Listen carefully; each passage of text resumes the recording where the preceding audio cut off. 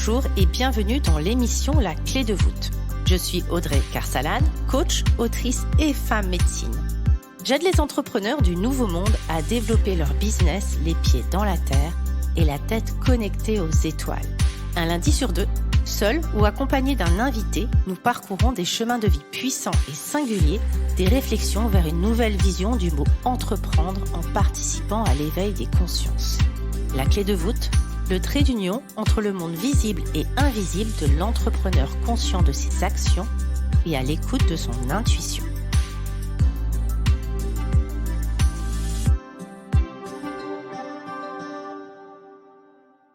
Bonjour à tous, cette semaine, je suis ravie de vous présenter et d'accueillir Minté, plus connue sous le nom de la chamane de l'eau.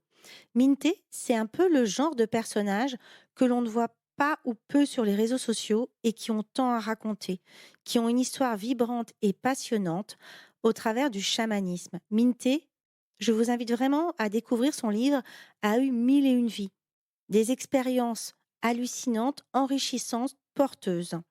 Aujourd'hui, elle fédère une communauté autour des porteuses d'eau, d'où son nom, la chamane de l'eau, et vous pouvez la retrouver également sur son site internet. Minté, c'est aussi le chamanisme avant le néo-chamanisme, à l'époque où le chamanisme était encore très éloigné et peu connu des réseaux sociaux. Son parcours moins médiatisé n'en est pas moins exceptionnel.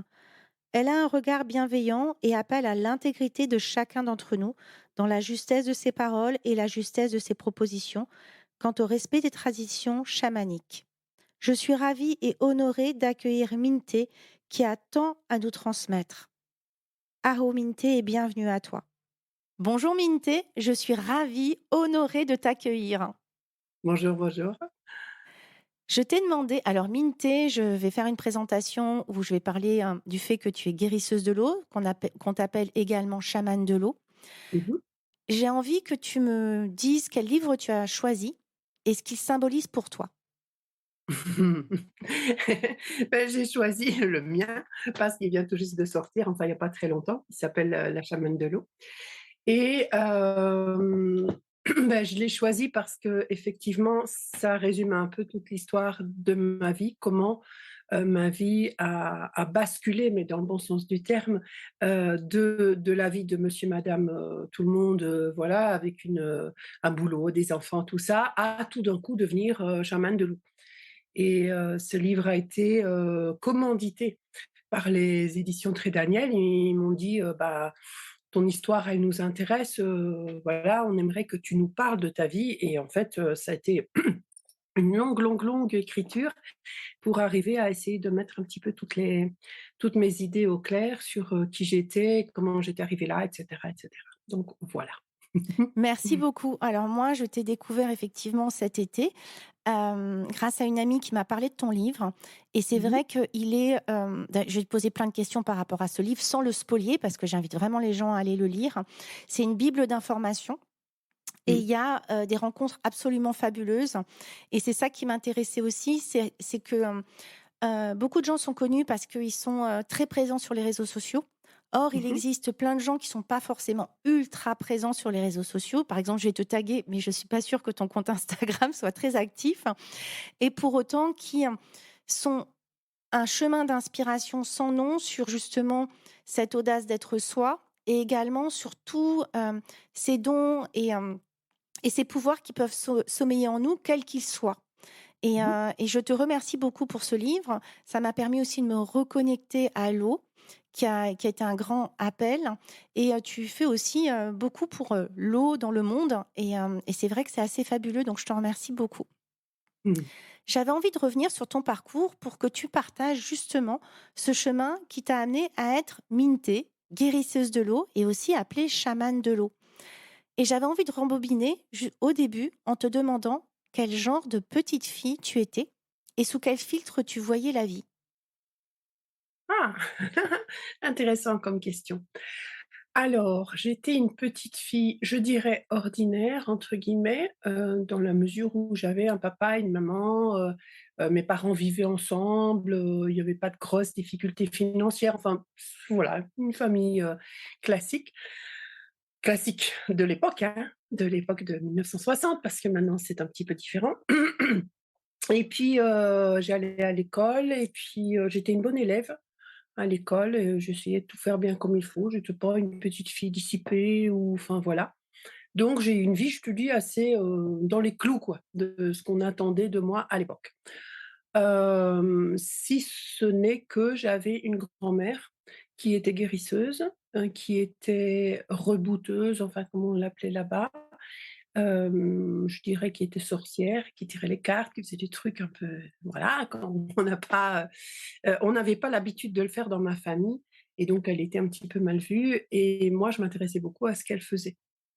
Donc moi j'étais, très, comment dire? Très dans l'observation de ce que faisait cette grand-mère et moi-même j'étais un petit peu mystique donc j'allais par exemple, dans des chapelles pour, mettre brûler une bougie à la Sainte Vierge, puis je savais pas trop bien à quoi ça correspondait mais voilà, il y avait cet appel, il y avait quelque chose qui faisait que, et puis j'ai commencé en grandissant à m'intéresser à des lectures comme, La vie après la vie de Raymond Moody ou des choses comme ça et de me dire: tiens, il y a autre chose que ce que mes parents ou l'école me proposent». Donc voilà un petit peu comment j'ai grandi. Merci beaucoup, Minté. Hem, Finalement, c'est quoi ta première rencontre avec l'eau? Comment tu pourrais la décrire? Comment tu as ressenti cette connexion et cet appel par rapport à l'eau? Alors ça, c'est une autre histoire. Il y a 2 histoires en parallèle. Il y a ma vie avec l'eau qui a toujours été connectée à l'eau depuis la première seconde ou depuis ma plus tendre enfance, dont je vais évidemment te parler. Et il y a, la reconnaissance d'un chaman qui me dit tout d'un coup: «Tu t'appelles Minté». Hem, c'est quoi ce nom? Bah, c'est le nom d'une divinité gardienne de l'eau chez nous et puis voilà. Et en fait, ça m'interpelle et ça m'oblige quelque part à rebobiner ma vie et à aller rechercher cette première connexion avec l'eau. C'est pas que je me suis dit tout d'un coup: «Tiens, je vais faire chamane de l'eau, c'est chouette comme métier». C'est juste que, voilà, ça m'a interpellée ce nom et donc j'ai rebobiné tout ça et je suis allée voir. Donc, heu, moi j'ai commencé, si tu veux, toute petite, j'ai toujours été appelée par l'eau. Toujours enlever mes chaussures pour entrer dans l'eau à toute vitesse, y compris dans la neige alors que, bah, j'avais pas encore compris parce que j'étais trop petite que, bah, la neige c'était froid et qu'on pouvait pas se promener à pieds nus dedans comme on voulait. J'ai toujours été, interpellée par j'ai toujours aimé les lacs, j'ai toujours aimé les rivières, j'ai toujours aimé aller à la mer en vacances. Quand, mes parents, me disaient: «Bah, tiens, pour une fois, on va pas à la mer», c'était le drame national, c'était pas possible. Et puis il y avait toujours une connexion avec elle, partout quand j'allais faire un je sais pas, un pique-nique, un truc, voilà, il fallait toujours que ce soit au bord de l'eau, c'était super important pour moi. Donc ça a commencé comme ça.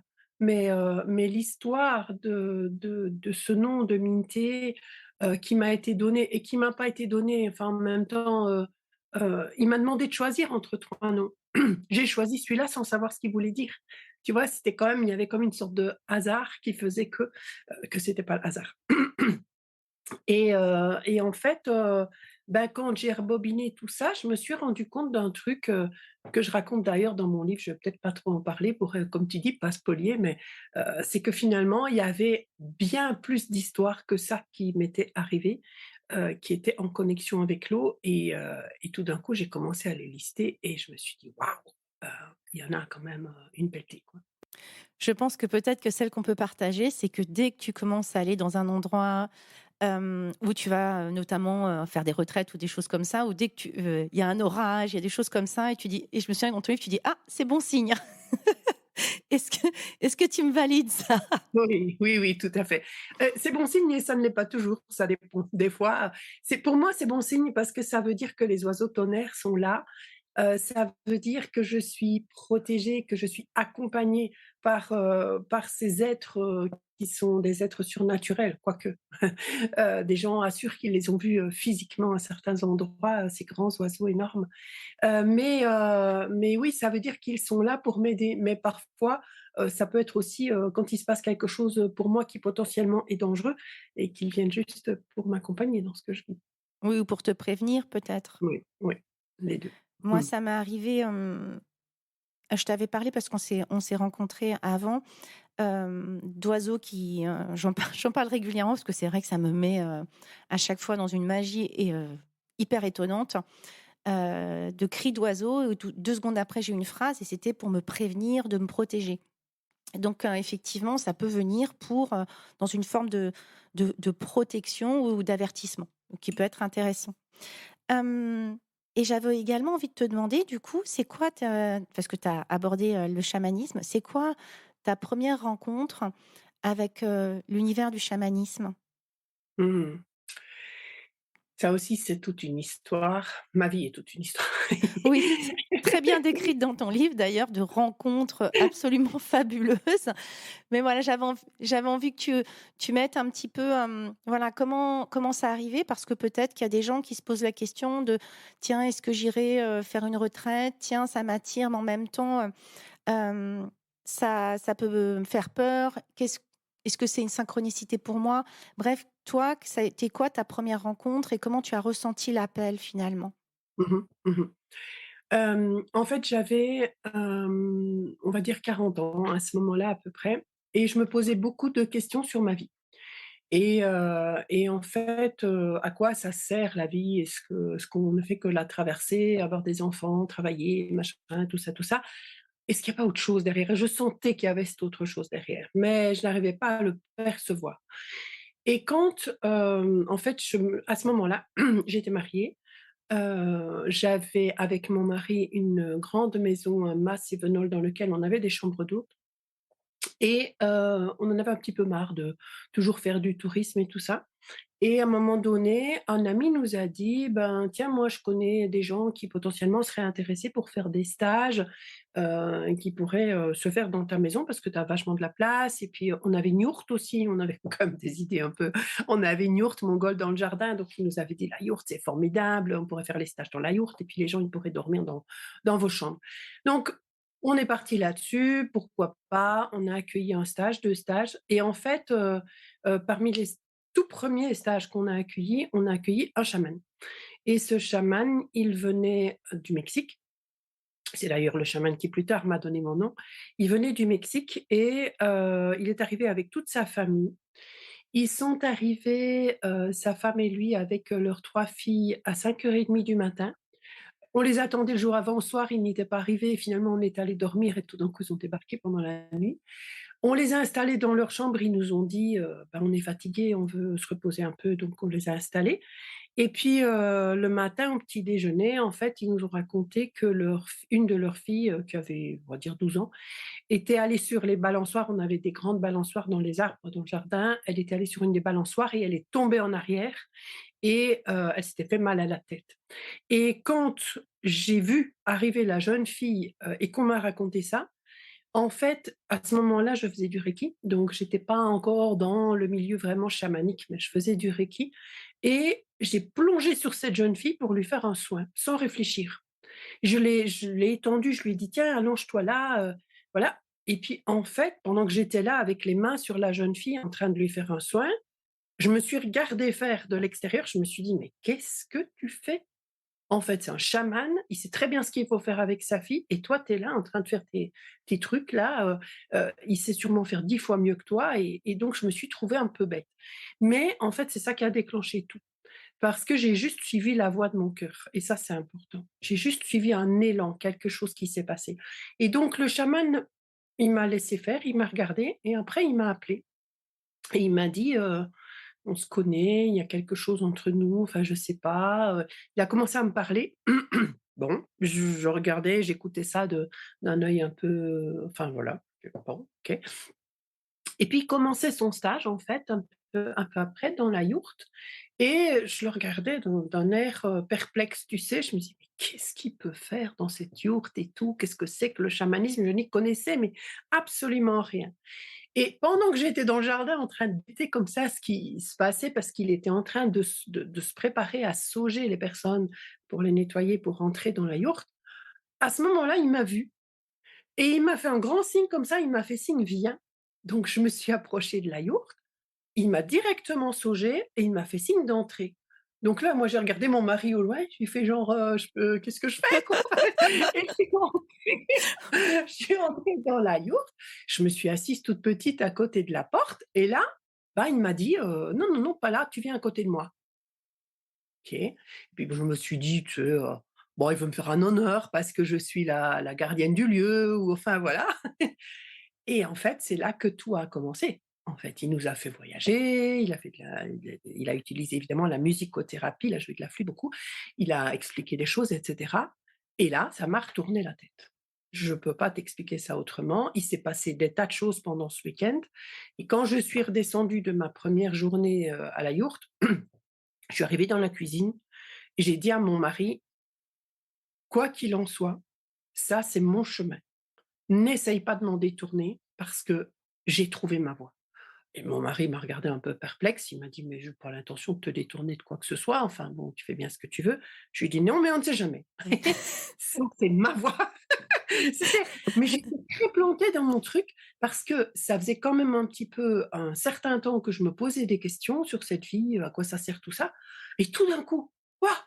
C'est mon truc. Ça m'a explosé à la figure et ça, je pense que c'est important parce qu'on est venu me chercher. Tu vois? C'est comme le livre, c'est pareil, je l'aurais pas écrit, moi toute seule, si on n'était pas venu me demander de l'écrire. Je pensais pas que ça intéressait quelqu'un que je raconte ma vie et mon arrivée dans le chamanisme. Heu, mais en fait, on est venu me chercher, là, on est venu me proposer, on est venu me tirer dans la yourte en me disant: «Viens là, c'est ton truc» et ce que je voulais dire, parce que quand tu me dis: «C'est important pour les personnes qui peut-être vivent des choses comme ça», c'est que en fait, ça, c'est super important. C'est vraiment d'écouter et d'accepter les cadeaux de la vie. Quand quelqu'un débarque comme ça chez toi ou sur ta route ou peu importe, c'est vraiment de te dire: «Qu'est-ce qu'il vient me dire celui-là? Pourquoi il arrive dans ma vie?» Et ça, je l'ai appris dans un livre, tu me parlais de livres d'ailleurs, qui était, La prophétie des Andes que j'ai lu, ça fait bien des années et des années. Mais c'est vrai qu'à ce moment-là, quand je l'avais lu, j'ai toujours retenu ce passage qui disait: «Quand un inconnu vient à toi, demande-toi pourquoi est-ce qu'il vient m'apporter ça? Pourquoi est-ce qu'il vient me dire ça? Pourquoi est-ce qu'il vient à ma rencontre?» Et vraiment, c'est un enseignement que j'ai envie de laisser quelque part. C'est: ne refuse jamais un cadeau. Tu ne sais pas ce qu'il y a derrière. Et dans mon livre d'ailleurs, toute l'histoire est parsemée de ça. Exactement, de plein de cadeaux, oui. Moi, c'est vrai que, le chamanisme, je t'en ai parlé, mais j'en entendais beaucoup parler sur les réseaux sociaux. J'étais pas, plus enclin que ça parce que j'avais croisé, quelqu'un qui faisait de l'énergétique et à l'époque, je suivais beaucoup la voie bouddhiste qui m'a dit: «Non, non, mais le bouddhisme, c'est bien pour toi». Donc vraiment, j'avais limite fermé la porte en me disant: «Bon, bah, voilà, il y a plein de voies et puis, il y a celle-là». Mmh mh. Et c'est une amie en qui j'ai confiance, qui m'a dit: «Bah, voilà, il y a une femme médecine qui vient et cetera, viens avec nous». Donc et j'avais aussi posé comme intention en disant: «Voilà, moi ça m'intéresse potentiellement, même si je pensais que c'était pas pour moi, mais par contre j'ai 2 conditions, il faut que ce soit en sécurité, Mmh c'est-à-dire mh. que j'ai une confiance absolue et la 2e chose, c'est que ça coïncide avec le peu d'espace que j'ai de date, où ma fille est en vacances». Hem et donc pas avec moi.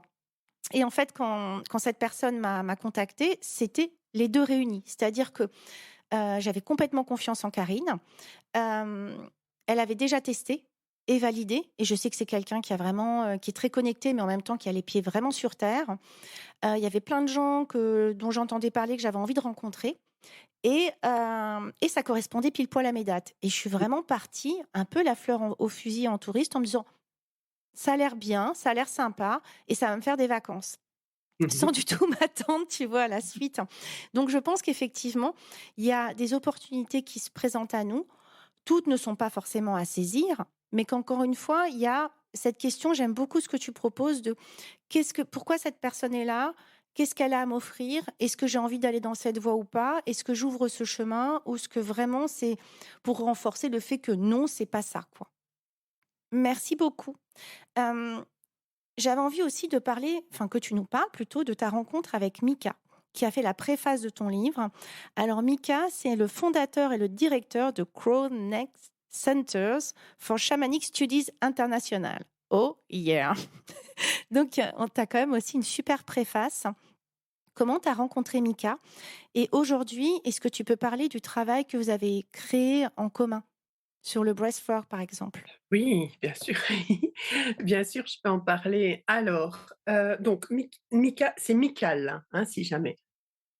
Ah, Michael, pardon, moi alors je l'ai eu traviole, pardon, Michael. Il y a, donc Mikal, en fait, son nom, c'est, Charles Michael Smith, donc c'est un psychologue et c'est aussi un chaman. Il a été formé comme chaman dans la tradition cherokee. Donc, Michael, où ça a commencé? Ça a commencé en 2009 exactement, où on s'est rencontrés la première fois.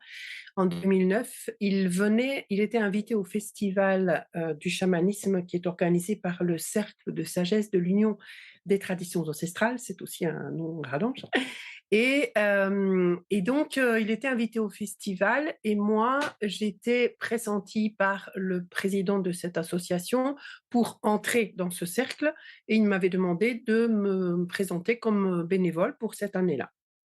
Ce que j'ai fait et donc j'étais bénévole, d'ailleurs je le raconte en long, en large et en travers dans dans ce livre. J'étais bénévole là et lui, ben, voilà, arrivé, avec son équipe parce qu'il était venu avec toute une équipe d'Américains qui travaillaient avec lui et on a papoté, on a échangé un peu, on a fait des choses ensemble dans le cadre de la construction des ateliers et cetera. Et puis, on est resté en contact et on s'est retrouvés, l'année suivante et l'année suivante, il m'a dit qu'il faisait un stage et en Europe et que, il aimerait bien que je vienne voir un petit peu, ce qu'il présentait. Parce qu'en fait, nous étions, tout doucement en train de commencer une romance tous les 2. On était en train d'entrer dans une histoire d'amour et puis il voulait que je sache un peu ce qu'il faisait et puis voilà. Moi, j'étais déjà chamane, j'étais déjà reconnue, enfin voilà, je suivais ma voie. Et puis, ce stage, en fait, pour diverses raisons, n'a pas pu être organisé par les personnes qui devaient le faire. Et bah, comme nous, on était dans une histoire, dans une romance, je me suis dit: «Mince, ça capote cette histoire, ça va pas du tout». Donc je lui ai réécrit, je lui ai dit: «Écoute, si tu veux, je m'en occupe, je vais moi, organiser, je sais organiser, j'ai l'habitude et je vais organiser ta venue. Comme ça, on pourra quand même, se voir et je pourrai quand même, un peu approcher de plus près ce que tu fais». Donc c'est ce qu'on a fait. On a fait un premier stage en Belgique et donc là, il est venu avec, le breathwork. À l'époque, ça s'appelait breathwork tout seul, il y avait pas, sacred devant.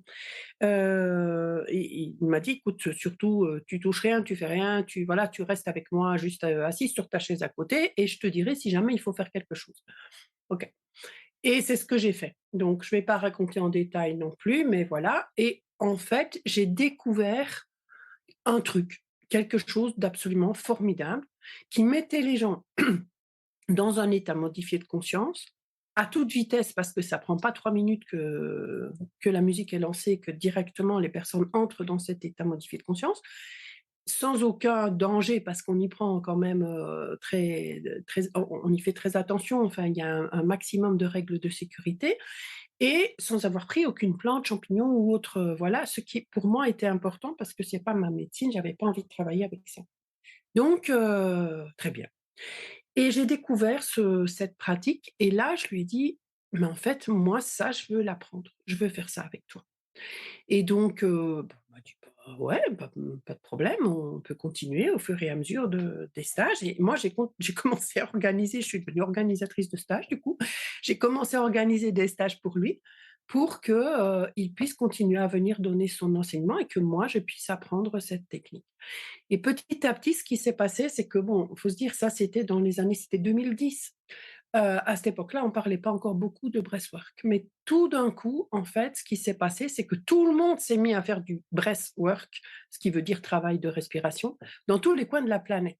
Donc il y a des tas de gens qui ont commencé à pratiquer des choses qui s'appelaient breathwork et lui n'avait pas déposé l'appellation. Donc, bon, il était embêté avec ça. Il voulait pas qu'on confonde, qu'on mélange ce que nous on faisait et ce que ces gens pratiquaient. Et donc, il a déposé l'appellation Sacred Breathwork, puisque donc travail de respiration sacrée, puisque on avait introduit, il avait déjà introduit avant, mais avec notre collaboration, on a introduit le sacré, le travail avec les eaux sacrées.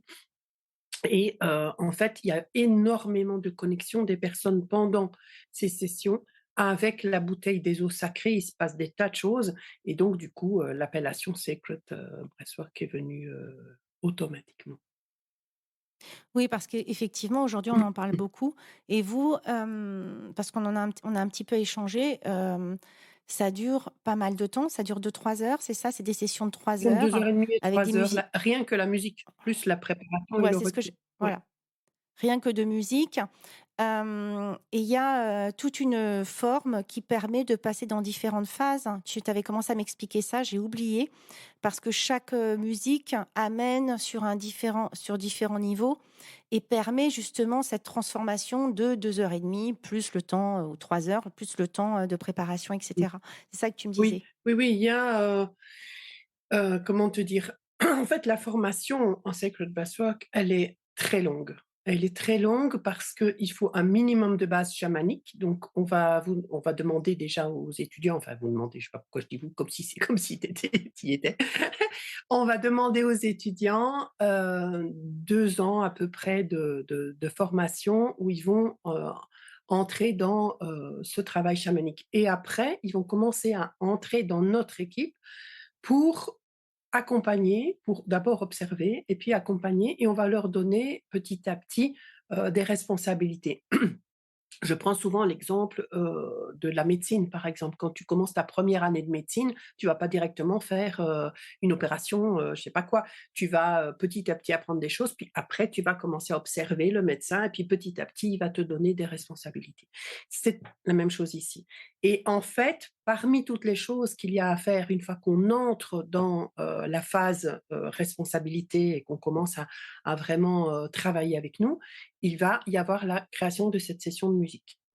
Et cette session de musique, en fait, c'est une compilation. Parfois, c'est beaucoup d'art aussi parce qu'on va y mettre des sons de la nature, des choses, on va rajouter des choses comme ça qu'on trouve qui vont être bien dans cette session de musique. Et on va la construire sur une certaine base. Il y a un certain fil à suivre. Donc effectivement, le but, je ne vais pas tout révéler ici maintenant, mais le but de cette session de musique, c'est premièrement de couper le mental, de faire en sorte que on soit pas en train de se dire tiens, est-ce que j'aime bien fermer le gaz à la maison ou est-ce que j'ai payé ma facture, je sais pas quoi. On va couper le mental, on va entrer tout doucement dans un état où on va laisser vraiment notre ce qu'on appelle notre chaman intérieur, notre guide intérieur, exprimer ce qu'il a besoin d'exprimer. Donc si on a besoin de bouger le corps, si on a besoin de sortir, la voix et cetera, on va s'autoriser à le faire. Et du moment où on est arrivé, alors je vais dire c'est une période de descente, du moment où on est arrivé à couper ce mental et à entrer dans cette phase, on va avoir toute une phase de méditation, et pas que, hein, on va pas rester forcément tranquille, révélation, connexion avec le divin, avec des choses comme ça. Donc on est vraiment dans quelque chose de très mystique. Et puis on va avoir une troisième phase qui va nous remonter, qui va nous ramener dans l'ici et maintenant, petit à petit, et qui se termine toujours par des sons de la nature. Une fois qu'on entend des petits oiseaux, des machins, on se dit ah tiens, on est en train d'accoster, le bateau est en train d'accoster. Donc voilà comment est un peu structurée la session de, comme je te dis, 2 heures et demie, 3 heures en général. Merci beaucoup, Minté. J'avais aussi envie que tu nous parles de cette rencontre avec Masuro Emoto. Alors, pour ceux qui ne connaissent pas, on le connaît notamment pour ses travaux sur la mémoire de l'eau, les affirmations positives. C'est un scientifique japonais qui a démontré au microscope qu'en fonction des affirmations ou des vibrations qu'on émettait, la cristallisation, je ne sais pas si je le dis bien, de l'eau était différente en observant au microscope, Mmh. hein. Et il disait: «L'eau reflète fidèlement toutes les vibrations créées dans le monde et change ces vibrations dans une forme qui peut être vue par l'œil humain». Mmh. Est-ce que tu peux nous parler parce qu'évidemment, en tant que chamane de l'eau, cette rencontre, c'est assez extraordinaire. Parce que c'est une rencontre j'aime beaucoup parce que c'est une rencontre très scientifique avec une rencontre mystique et de voir comment les 2 ont pu, s'harmoniser. Alors, le docteur Masaru Emoto, il est docteur il est plus parce qu'il est décédé, il était docteur en médecine alternative. Donc c'est pour ça qu'on l'appelle docteur, mais c'est pas un docteur, il est pas chirurgien ou je sais pas quoi. Hem C'était quelqu'un qui s'intéressait à la science, bien sûr, qui était donc enfin, qu'on pourrait classer quelque part dans les scientifiques, mais qui était aussi en même temps très mystique. Donc c'était quelqu'un qui était facile d'accès pour quelqu'un comme moi. C'était plus facile que d'aller dans un labo et de dire: «Vous savez, je suis chamane, je m'intéresse à ce que vous faites». Il y avait quand même une porte d'entrée et en fait, ce qui s'est passé, c'est que, j'ai l'habitude, comme je le disais tout à l'heure, de toujours écouter, les cadeaux, écouter les messages, écouter les signes, je prends pas tout pour des signes, mais j'écoute quand même, surtout quand quelque chose revient régulièrement. Et là, il y avait une dame qui s'appelle Laure qui régulièrement me disait: «Minté, tu entendu parler de Masaru Emoto?» «Oui, oui, bien sûr». Enfin, comme bien des gens qui s'intéressent à l'eau, heu oui, oui, mais je pense il faudrait que tu ailles le voir, il faudrait que tu le rencontres. Enfin, elle me disait des petites choses comme ça. Au bout d'un moment, j'étais un peu agacée dans le sens, «Ça m'énerve celle-là avec son Masaru Emoto, elle revient tout le temps avec ça, laisse-moi faire mon truc», et puis au bout d'un moment, je me suis dit: «Mmh, peut-être que si elle me dit ça, c'est pour quelque chose, hein. Il y a une raison». Et je suis allée, voir un petit peu son site, enfin tout ça, ses travaux, plus en détail parce que je le connaissais. J'avais vu le film, What the Bleep Do We Know? Je connaissais enfin le travail des motos. Je suis allée voir un peu plus près son site et puis je me suis dit: «Bon, ouais, il y a quelque chose». Ça résonnait, ça vibrait et bref, j'ai donc, pris contact avec lui via le site. J'ai écrit, je me suis dit: «Ma foi, on verra bien». Je pense que l'audace, est importante aussi et j'ai écrit un truc qui ressemblait à «Monsieur Emoto, vous travaillez avec l'eau, moi aussi, on a peut-être des trucs à se dire». C'était à peu près ça. Je mettais le lien de mon site, enfin voilà, pour qu'il voit un peu, voilà, ce que je faisais. Puis on verra bien. Et en fait, son fils m'a répondu, son fils Hiro m'a répondu et il m'a dit: «Voilà, mon père, est très intéressé par, ce contact», enfin voilà et il, aimerait que vous fassiez une cérémonie en connexion avec nous. Nous allons aller, faire une cérémonie au lac Baïkal, qui est la plus grande réserve d'eau douce du monde et nous aimerions qu'à la même date, vous fassiez une cérémonie quelque part en Europe en connexion. Je lui dis: «Bon». Déjà, je m'attendais pas à avoir une réponse. Donc OK, je vais faire une cérémonie. On a cherché un petit peu avec, d'autres amis, voilà, de l'association, tout ça, qui, s'intéressaient à ce que je faisais. Et puis le lac, Léman est arrivé tout naturellement en disant: «Finalement, nous, c'est le plus grand lac, que nous avons en Europe, la plus grande réserve d'eau douce, donc on va faire la cérémonie là-bas». Quand je suis arrivée au lac Léman, donc avant-après la cérémonie, enfin, on a fait des choses. Il s'est produit un magnifique arc-en-ciel, quelque chose, double arc-en-ciel, qui était assez extraordinaire après la cérémonie. Et moi, j'ai pris un peu d'eau du lac après la cérémonie. Et je suis partie avec mon eau. Et puis, je suis retournée voir sur le site pour voir si lui avait posté des photos ou quelque chose. Et en fait, quand je suis allée sur le site, j'ai vu qu'il était en visite en Europe bientôt. Et là, je n'ai fait ni une ni deux, c'était bientôt, c'était 3 semaines, je crois. J'ai dit: «Ben, j'y vais». Et donc il y avait, 800 kilomètres à faire parce que j'allais en Espagne, c'était dans le cadre de l'exposition internationale, c'était en 2008 et je suis allée en Espagne et je suis allée rencontrer le docteur Emoto.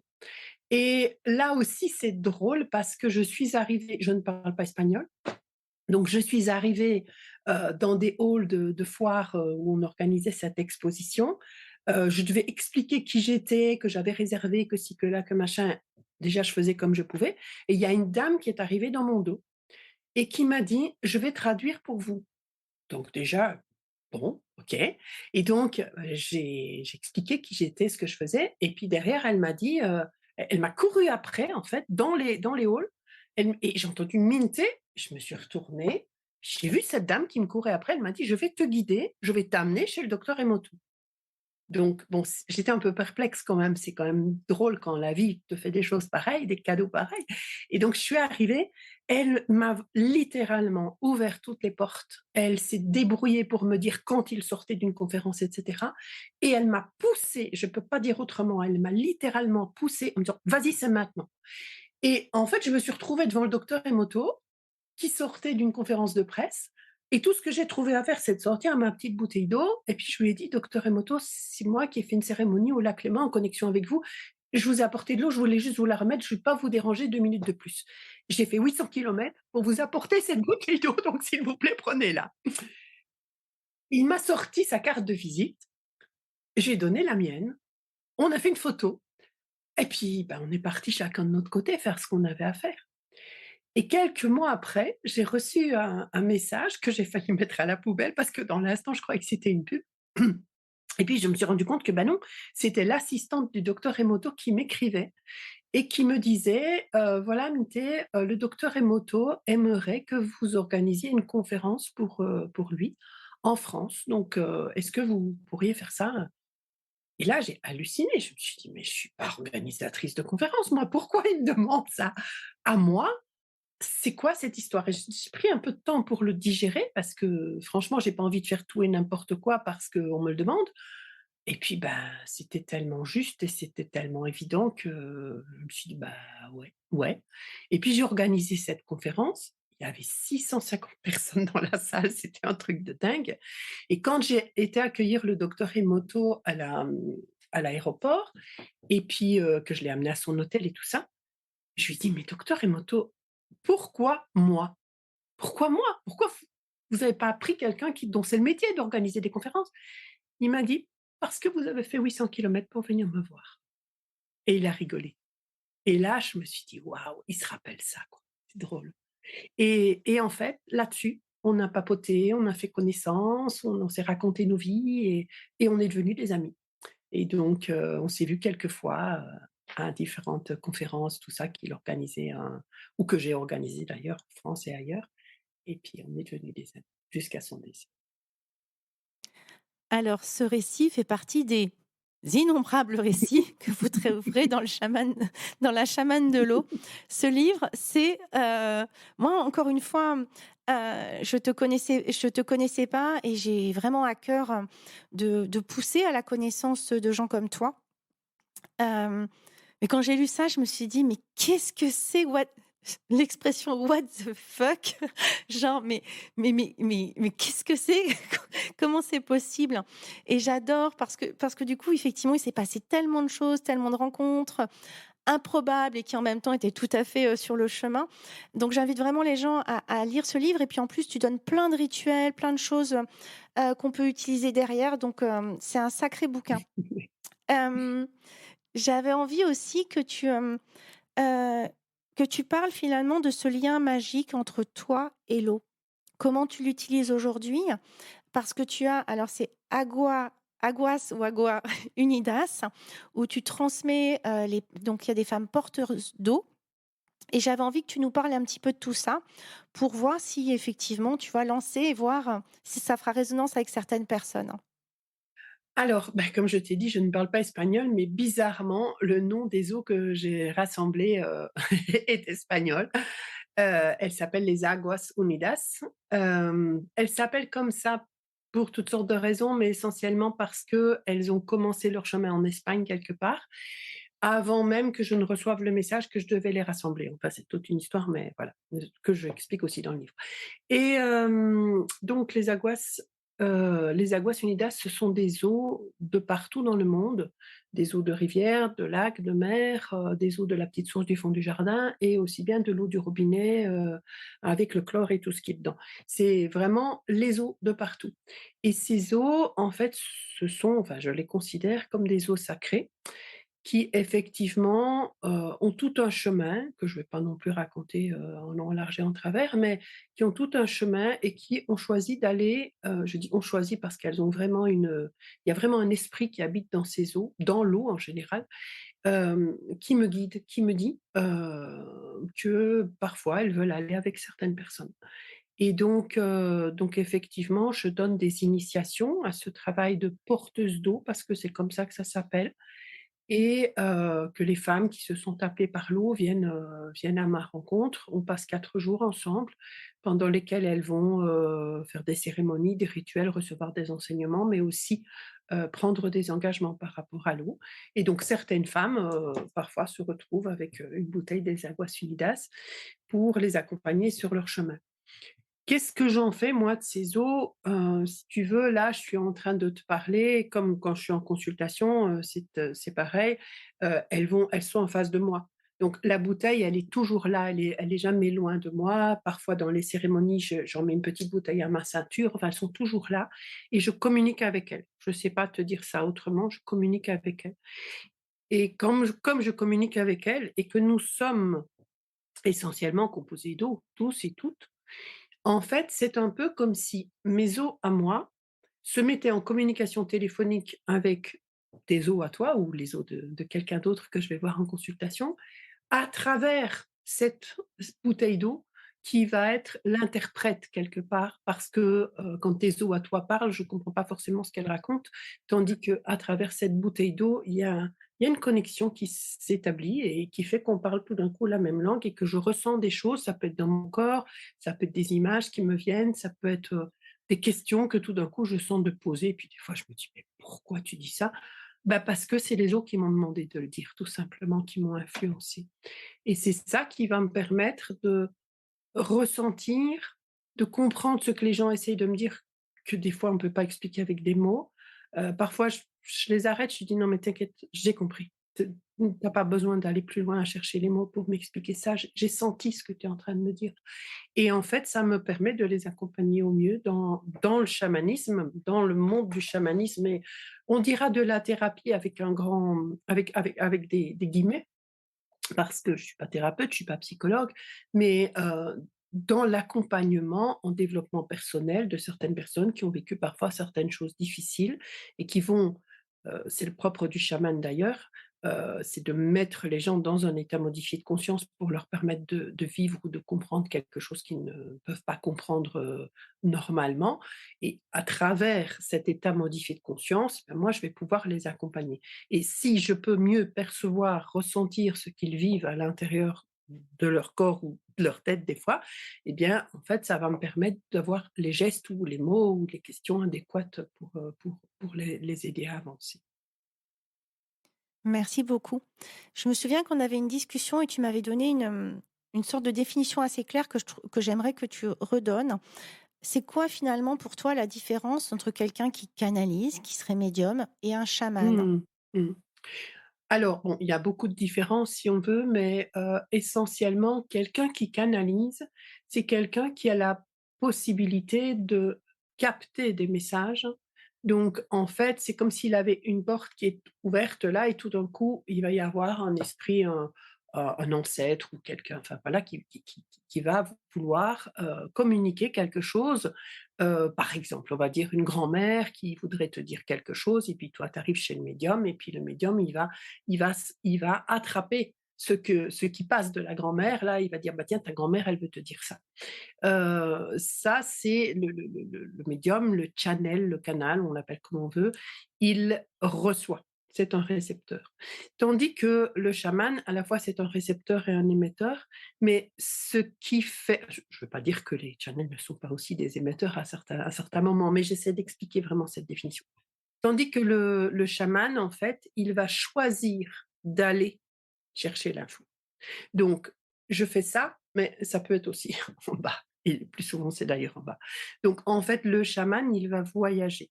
Donc il est obligé, pour voyager, de se mettre dans un état de transe. Alors l'état de transe peut être plus ou moins léger. Il y a des chamans, on connaît certains chamans du monde, notamment avec l'ayahuasca ou des choses comme ça. On ne les appelle pas chamans d'ailleurs là-bas, on les appelle ayahuasca ou des choses comme ça. Mais ces personnes-là, néanmoins, font un travail chamanique. Donc, quand un ayahuasquero, il doit résoudre un problème, lui, il va prendre l'ayahuasca pour pouvoir entrer en état modifié de conscience. Moi, quand je rencontre un problème, je ne travaille pas avec les plantes, donc je vais utiliser la respiration, je vais utiliser la musique, je vais utiliser l'eau parce que je travaille aussi en connexion avec l'eau pour ça, et je vais me mettre dans un état modifié de conscience qui va me permettre d'aller chercher les infos là où elles se trouvent, dans le monde d'en haut, dans le monde du milieu et dans le monde d'en bas, puisque dans ce monde chamanique, on a un peu décrit ça comme ça.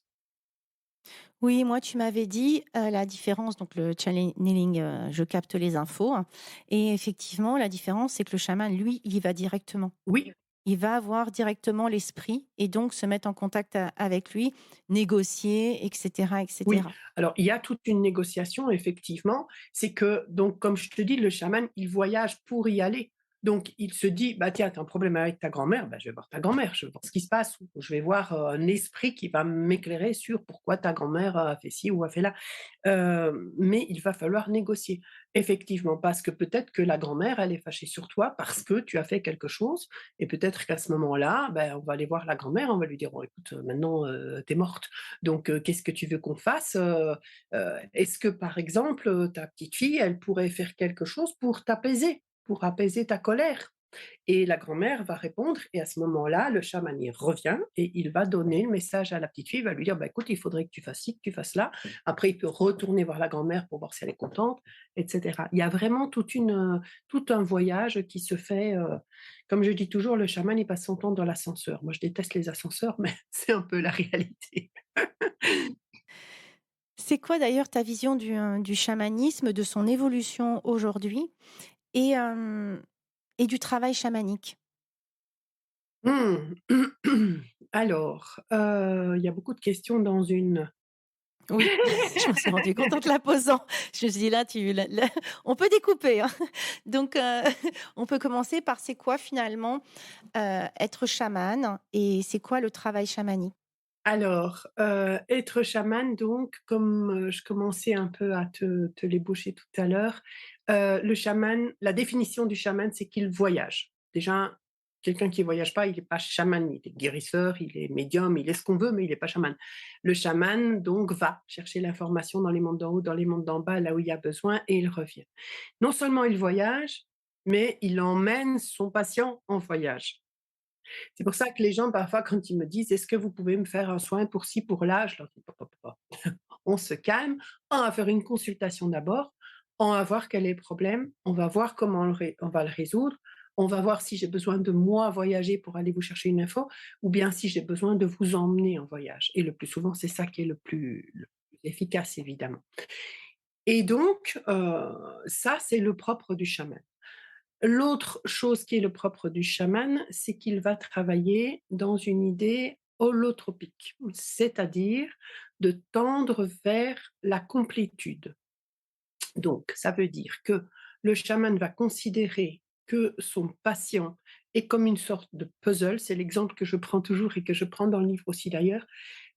Le patient est comme une sorte de puzzle. Donc, possiblement, un puzzle, tu l'accroches au mur, c'est bien joli, voilà. Mais si tout d'un coup, il y a un tremblement de terre et peut-être il y a une pièce ou deux qui n'étaient pas bien collées, elles vont tomber. Eh bien, en fait, ces pièces, elles vont partir quelque part, et le travail du chaman, c'est d'aller les rechercher, de les ramener, de les recoller dans le puzzle. Et surtout de t'apprendre à faire en sorte que les pièces, elles tiennent bien après. Ça, c'est une des choses. L'autre chose, c'est qu'aussi le chaman, il voit les trous dans le puzzle. Il dit: «Oh là, il y a des pièces qui sont parties, mais il y a aussi parfois dans ces trous, des autres pièces qui se sont peut-être, insérées, qui n'ont rien à faire là». C'est-à-dire que parfois quand on laisse toutes les portes ouvertes, ben, on a les moustiques qui rentrent. C'est pareil dans le monde de l'invisible, il y a parfois des esprits, des trucs, des machins qui passent et puis qui se disent: «Bah tiens, ça a l'air chouette, je vais expérimenter». Mais si ça n'appartient pas à la personne, ben, ça n'a rien à faire là, en fait, il faut juste que ça parte. Et donc le travail du chaman, c'est justement de regarder ce puzzle et de dire: «Bon, bah, il y a des pièces qui sont pas de la bonne couleur, là, va falloir, accompagner la personne pour les enlever et il va falloir surtout ramener les bonnes, parce que sinon il va y avoir des trous». Et donc ça, c'est vraiment spécifiquement le travail du chaman qu'on va appeler extraction et qu'on va appeler recouvrement d'âme. Donc l'extraction, c'est quand on enlève évidemment et le recouvrement d'âme, c'est quand on ramène les petits bouts de pièces de puzzle. Mmh. Minté, ma dernière question sera, quelle est la vision du chamanisme? Ça fait combien de temps que tu pratiques le chamanisme et comment tu regardes finalement un petit peu l'évolution qui émerge depuis quelques années? Mmh. Hem, Ça fait combien de temps? Ça fait une quinzaine d'années, à peu près. Hem, Ma vision, elle est un petit peu, mitigée. Ma vision, elle est que, idéalement, je trouve que c'est très, très bien qu'il y ait de plus en plus de gens qui s'intéressent au chamanisme. Il y a énormément de festivals maintenant, de choses comme ça. Bon, on a été un peu freiné avec, le covid là, mais sinon il y a énormément de festivals et énormément d'événements qui se passent et qui font que le chamanisme commence à être à la portée a accessible à tout le monde. Hem, Ce que je trouve génial dans ces festivals notamment, c'est qu'on va rencontrer des gens de toute la planète qui proposent des chamanismes différents, parce qu'on dit qu'il y a autant de chamanisme qu'il y a de chamans. Donc chacun a sa façon de faire, chaque peuple a sa façon de faire, même à l'intérieur du même peuple, on a chacun une façon de faire différente. Donc on va pouvoir confronter tout ça, on va pouvoir, comparer, on va pouvoir, apprendre l'un de l'autre aussi et ça, c'est énorme et je trouve ça absolument génial. Il faut, je crois, dans ce monde, heu, en difficulté parce que là, bon, c'est plus un secret pour personne, on a vraiment besoin de se réveiller. On a vraiment besoin de pratiquer des choses, des rituels, des cérémonies, de faire des voyages, de se comprendre mieux, de se guérir. Pourquoi? Parce que si nous nous guérissons nous-mêmes, si nous allons mieux, l'ensemble de l'humanité va aller mieux. Si tout le monde fait sa part de travail, la terre va aller mieux parce que tout le monde va faire aussi sa part de travail. Si on arrête de faire des bêtises, la terre aussi va se sentir mieux. Mais par contre, c'est le petit bémol à ce que je suis en train de dire derrière, c'est pour ça que je disais que j'étais mitigée. Par contre, je trouve qu'il y a parfois un petit peu de n'importe quoi dans ce monde du chamanisme. Et ça, je dirais, c'est une expression de chez moi, mais ça me fait peur. Ça me fait pas peur en tant que tel, ça me préoccupe, ouais, ça m'interpelle et je me dis: «Mais est-ce qu'on est chaman quand on a fait 2 stages, de chamanisme, quand on a fait une hutte de sudation, quand on a lu 3 bouquins?» Enfin, non, parce que, le chaman en tant que tel nécessite une formation, nécessite un apprentissage, nécessite peut-être une tradition ancestrale derrière qui vient, se transmettre. Par contre, et j'ai trouvé que Mika là, dans ce sens, qui est venu en septembre dernier là, a eu un mot très, très parlant, très très exact. C'était que nous sommes tous des chamanistes. Et ça, j'ai trouvé que c'était très joli comme, et très porteur comme expression. Nous sommes des chamanistes parce que nous pratiquons le chamanisme, mais nous ne devrions pas tous, je parle pas pour moi parce que moi j'ai reçu l'enseignement qui allait avec et que j'ai été, les gens m'ont dit, enfin les gens avec qui j'ai travaillé m'ont dit que j'étais chamane. Mais nous ne devrions pas nous proclamer chamanes trop vite et trop facilement. Nous devons attendre que nos aînés nous donne éventuellement ce titre si vraiment nous avons fait toute la formation qui va avec. Par contre, plus il y aura de chamanistes, plus il y aura de gens qui pratiquent le chamanisme et mieux ça ira pour tout le monde, pour l'humanité, pour nous et pour la planète, je crois. Je te remercie beaucoup. Moi, je sais que encore une fois, le chamanisme m'est vraiment tombé dessus, m'a foudroyée. Mmh. Hem Et il y a plein de choses qui se passent très vite. J'essaye de mettre du J'ai mis 1 an à digérer un petit peu tout ce qui se passait. Je ressens un appel très fort, des mots qui viennent en moi. ça me viendrait pas à l'esprit, même si il y a une partie de moi qui me dit: «Mais si!» Mmh mh.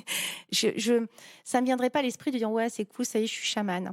1 parce que, j'ai mon ego qui va à l'encontre, qui se dit: «Non mais, pour qui tu te prends?» 2 parce que j'ai pas assez pratiqué, pas assez reçu d'enseignements, pas assez navigué, même si je sens que ça va vite, qu'encore une fois, il se passe des choses magiques que j'ai du mal à expliquer. Quand je suis revenue de mon stage d'été, j'ai dit, j'ai je disais, «Les oiseaux me parlent», et après j'ai remis un bémol en disant: «Ils m'ont parlé».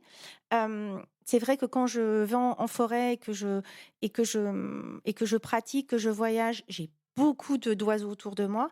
Est-ce que pour autant ça fait moi, tu sais, la chamane des oiseaux? Qu'est-ce que j'en sais? Qu'est-ce que peu importe, je pense que c'est peut-être j'ai plus vaste que ça. J'ai pas de mots pour définir. Mmh. Je sais que ça va vite et je sais qu'aussi j'ai besoin d'organiser. Donc j'essaye de faire qui sont justes, des choses qui sont justes et alignées. Aujourd'hui, je propose des cercles chamaniques. Hem et d'ailleurs, on en avait discuté, ensemble et tu m'avais lancé là-dessus. C'est ce qui était juste pour moi. Simplement, je crois que je reculais parce que ça allait très vite, trop vite pour moi, que j'avais besoin de digérer et parce que j'en ai déjà parlé, ça demande quand même de l'empuissancement. Mmh mh. Parce qu'à un moment donné, oui, quand tu es connecté à ce monde-là, tu sais que tout ce que tu dis, tout ce qu'on te transmet est juste. Quand tu ressors et que tu retombes dans ce monde matérialiste, je suis maman, je suis entrepreneuse et hem et je me demandais comment les gens allaient me regarder. Alors pas pour moi, parce qu'aujourd'hui j'ai suffisamment bossé pour moi et que peu importe, mais j'ai aussi une petite fille, tu vois? Et je me dis, elle est très connectée à cette 3D, aux poupées, aux machins et cetera. Donc il y avait vraiment ce truc de quel est l'espace de chacune et comment mon espace, ne vient pas empiéter sur, sa vie et ses choix à elle. Donc voilà, donc il y a plein, plein de choses. Moi, c'est vrai que ton sacred breath ou breathwork, sacred, bon bref, je le dis dans le bon sens, je le je l'ai trouvé, très pertinent parce que je j'ai entendu parler de breathwork holotropique, de breathwork qu'on pouvait se former assez rapidement et et lorsqu'on parle de l'intégrer sur, des voyages, je trouve ça important à mon niveau pour l'avoir vu autour de moi lorsque certaines personnes, les participants autour de moi, pour pas, désaxer les gens, d'avoir une certaine forme de conduite et d'encadrement.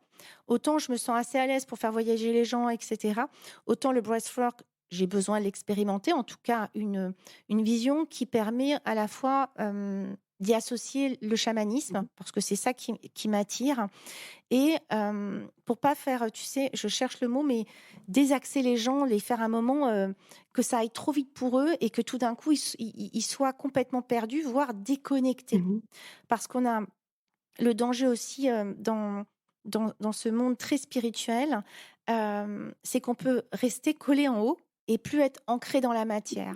Or, pour être vraiment pleinement connecté, il faut aussi avoir des racines très profondes. Donc voilà, donc je trouve ça intéressant de pas, dégoupiller les gens, tu sais, comme une bière que tu as secouée, puis Mmh. après ils se retrouvent tout seuls avec, à gérer leur mousse, et à gérer tous leurs trucs et à se retrouver dans des états pas possibles. Mais de justement les emmener là où ils sont prêts à aller, peut-être parfois un brin au-dessus, mais toujours d'avoir cette puissance de les ramener pour les réancrer et que même si pendant un certain temps, bah, voilà, il y a plein d'émotions, qui se passent en eux, ils soient capables de les gérer et de les accompagner. Donc c'est pour ça que moi ça me parle beaucoup et je suis ravie d'avoir, découvert ça dans ton livre et en échangeant avec toi. Mmh. Merci, merci à toi. Minté, j'avais envie de te laisser le mot de la fin. Qu'est-ce que tu auras envie, de dire par rapport à cette interview ou de semer au gré, de l'eau? Oh! Le mot de la fin, c'est toujours difficile pour moi. Hem, Qu'est-ce que j'aurais envie de semer? J'aurais envie de dire: écoutez votre cœur, écoutez les invitations, écoutez les «hasards» entre guillemets de la vie, hem, allez dedans, ouvrez la porte aux invitations et voyez si ça résonne. Parce que c'est pas parce qu'il y a une invitation que ça résonne forcément. Mais si on n'y va pas, on saura jamais. Et j'ai envie de dire apprenez à sentir à l'intérieur de vous-même, vraiment, ce que ça fait. En anglais, on appelle ça le felt sense, le sens corporel. Comment ça résonne? Et est-ce que quand je vais, dans tel stage, dans tel, je sais pas quoi, pas seulement dans les stages, mais dans la vie aussi, est-ce que tout mon être est palpitant de joie ou est-ce que j'y vais avec, des gros sabots quoi, comme on dit chez moi? Et ça, c'est important parce que ça va donner une vraie guidance à votre vie et et je pense qu'il y a des questions qu'on doit se poser et une des questions qui d'ailleurs m'a été enseignée par Michal, moi j'aime bien rendre à César ce qui appartient à César, c'est: «Qu'est-ce que je veux vraiment? Vraiment?» et et puis on avance avec ça. Merci beaucoup, Minté. Merci à toi aussi. Merci. J'espère que cet épisode vous aura plu. N'hésitez pas à le partager à des personnes qui veulent elles aussi créer les pieds dans la terre et la tête connectée aux étoiles. Retrouvez l'ensemble des informations et des liens dans le descriptif de l'épisode ainsi que sur mon site audreycarsalade.com. N'hésitez pas non plus à laisser un commentaire si vous avez des suggestions, des idées ou tout simplement si vous avez aimé cet épisode. Pour cela, rien de plus simple, filez sur Apple Podcast et n'oubliez pas les petites étoiles. Retrouvez-moi aussi sur les réseaux sociaux sous le nom de Audrey Carsalade et à l'adresse contact@audreycarsalade.com. N'oubliez pas non plus de vous abonner à la clé de voûte sur votre plateforme d'écoute podcast préférée pour être informé de la sortie du prochain épisode. Bonne semaine à tous et merci de votre écoute.